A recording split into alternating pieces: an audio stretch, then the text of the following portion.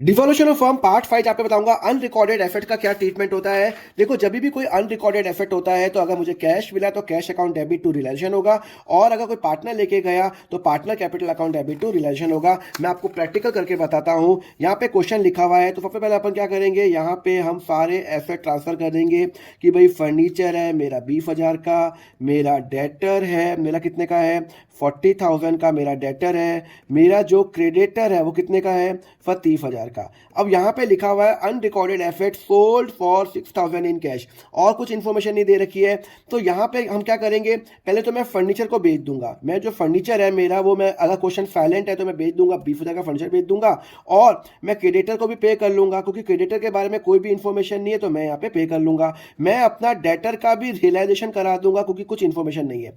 अब यहाँ पे लिखा हुआ है अनरिकॉर्डेड एसेट है 5,000 का, जो मैंने 6,000 के अंदर उसको बेच दिया। तो यहाँ पे देखो, एक बात बताओ, अनरिकॉर्डेड एसेट का मतलब होता है वो वाला एसेट जो मेरी बुक में एग्जिस्ट नहीं करता।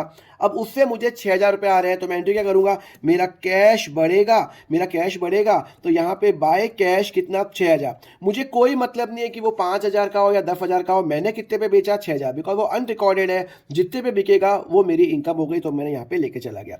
Similarly there is unrecorded asset of 3,000 जो पार्टनर अमर लेके गया। एक बात बताओ, अमर ने वो 3,000 का हो या 10,000 का हो, अमर ने उस अनरिकॉर्डेड एसेट की वैल्यूएशन कितनी लगाई 4,000। तो यहां करूंगा बाय अमर कैपिटल 4,000, और यहां पे 4,000 रुपीज मैं क्या करूंगा, रियलाइजेशन अकाउंट करूंगा।